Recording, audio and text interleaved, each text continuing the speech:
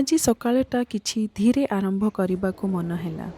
ସେଥିପାଇଁ ମୁଁ ବାରାନ୍ଦାର sliding door ଖୋଲିଲି। ମୁଁ କିଛି କ୍ଷଣ ସେହି ହାୱାକୁ ଫିଲ୍ କଲି ଆଉ ପୁଣି ଥରେ ଭିତରକୁ ଆସିଲି। ଆଉ ତାପରେ ମୁଁ ନିଜକୁ ପାଇଁ ଗୋଟିଏ ଛୋଟ ମୋମେଣ୍ଟ ନେବାକୁ ଚାହିଁଲି। ସେଥିପାଇଁ ତିଆରି କଲି ଗୋଟିଏ ଗରମ ହର୍ବାଲ ଟି, ଜିରା, ସੌଫ ଏବଂ ମେଥି ସାହା। କେବେ କେବେ ଏମିତି ଛୋଟ ଛୋଟ ରିଚୁଆଲ ମନକୁ ଭିତରେ ଭିତରେ ଶାନ୍ତି ଦିଏ। ଚାହା ଫୁଟିବାର ଶବ୍ଦ, ସକାଳର ହାଲକା ପବନ ଏବଂ ହାତରେ ଗୋଟିଏ ଭଲ ବହି, ଏହିସବୁ ମିଶିକି ଦିନକୁ ନିଜର ସ୍ପିଡ଼ରେ ଚାଲିବାକୁ ଶିଖେଇ ଦେଇଥାଏ। ସବୁବେଳେ ସବୁକିଛି ଜଲ୍ଦି କରିବା ଦରକାର ନାହିଁ। ସବୁବେଳେ ପ୍ରଡ଼କ୍ଟିଭ୍ ହେବା ଦରକାର ନାହିଁ। ଆଉ ସବୁବେଳେ ଦୌଡ଼ିବା ମଧ୍ୟ ଦରକାର ନାହିଁ। କେବେ କେବେ ଥରେ ଠିଆ ହେଇ ନିଜକୁ ଶୁଣିବା ମଧ୍ୟ ଦରକାର ଥାଏ।